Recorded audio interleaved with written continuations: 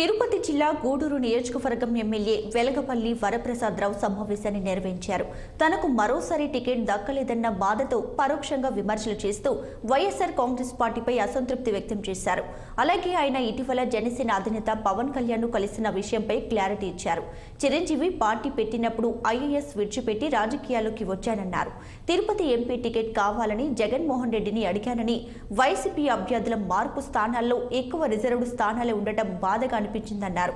YCP MLA అభ్యర్థుల లిస్టులో నా పేరు లేకపోవడంతో పవన్ కళ్యాణ్ మంగళగిరి కార్యాలయానికి పిలిపించారని తెలియజేశారు.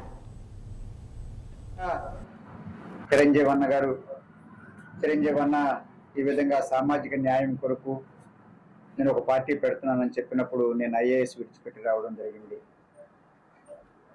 వారికి మనస్ఫూర్తిగా నా తరఫున, నా కుటుంబం తరఫున వారి ధన్యవాదాలు తెలియజేస్తున్నా.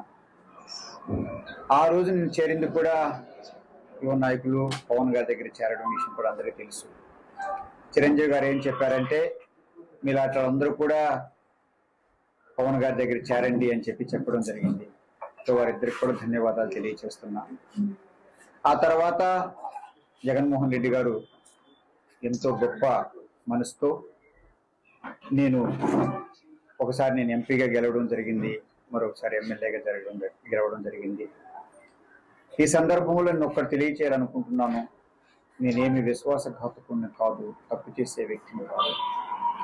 కానీ నేను ఒక ఆలోచనతో రాజకీయాల్లోకి రావడం జరిగింది కనుక నాకు ఒక ఎజెండా ఉంది కనుక ఆ ఎజెండాని దాటి వెళ్ళడానికి, విడిచిపెట్టడానికి నేనైతే సిద్ధంగా లేను. ఏ రోజు కూడా ఒక రాజకీయాలు నేను వ్యాపారం లాగా చూసి దాని నుంచి అధికారము లబ్ధి పొందాలన్నది ఏ రోజు కూడా నాకు ఆలోచన లేదు. దాని భాగంగా నేను ఎప్పుడు వైఎస్ఆర్లో చేరాను.